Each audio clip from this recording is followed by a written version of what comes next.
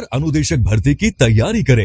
Flicky tag के साथ बने बनाए notes, online courses, test series, question bank, यही आसान है। आज ही ऑर्डर करें फ्लिकी टैग ऐप से।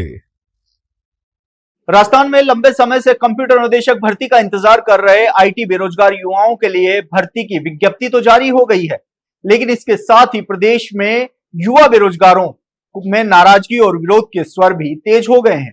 राजस्थान कर्मचारी चयन बोर्ड द्वारा 3,951 पदों पर कंप्यूटर अनुदेशक भर्ती का विज्ञापन जारी किया गया। इसमें माध्यमिक शिक्षा विभाग के वरिष्ठ कंप्यूटर अनुदेशक के 300 पद और बेसिक कंप्यूटर अनुदेशक के 3,415 पद शामिल है।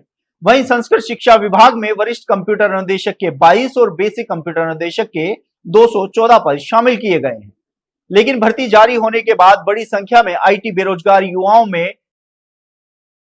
अभ्यर्थियों का कहना है कि ये वास्तव में नई भर्ती नहीं है, बल्कि 2022 की 10,157 पदों पर निकाली गई जो भर्ती थी, उसके रिक्त बचे हुए पदों को दोबारा नई भर्ती में पिरोकर जारी कर दिया गया है। युवाओं का आरोप है कि सामान्य वर्ग और अन्य पिछड़ा वर्ग के अभ्यर्थियों के लिए अवसर बेहद सीमित रखे गए हैं। अभ्यर्थियों के अनुसार बेसिक कंप्यूटर अनुदेशक भर्ती में सामान्य वर्ग को केवल 443, ओबीसी के 237, एमबीसी के 55 और ईडब्ल्यूएस के 111 पद ही दिए गए हैं, जबकि एससी और एसटी वर्ग के लिए बड़ी संख्या में बैकलॉग पद शामिल किए गए हैं। यहीं पर यह विवाद और बढ़ जाता है क्योंकि इन पदों पर भूतपूर्व सैनिक आरक्षण भी लागू होगा। अभ्यर्थियों का कहना है कि यदि एक्स सर्विसमैन वर्ग से पर्याप्त आवेदन आ गए तो सामान्य अभ्यर्थियों के लिए सीटें और कम हो जाएंगी, या फिर कुछ यूं कहें कि उनकी जो सीटें हैं वह 0 तक पहुंच जाएंगी। इसके अलावा महिला आरक्षण के तहत भी 30% पद हैं वो आरक्षित रहेंगे। आईटी बेरोजगार युवाओं का कहना है कि साल 2022 से नई भर्ती का इंतजार कर रहे हैं और 4 साल का समय बीत चुका है।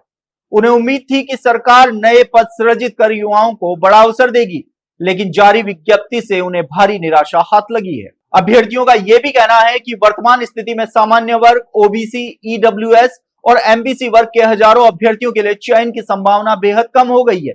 युवाओं का यह भी कहना है कि सरकार यदि जल्द सकारात्मक फैसला नहीं लेती है तो प्रदेश में बड़ा आंदोलन शुरू किया जाएगा। अब बड़ा सवाल यही है कि क्या सरकार आईटी बेरोजगार युवाओं की मांगों पर विचार करेगी?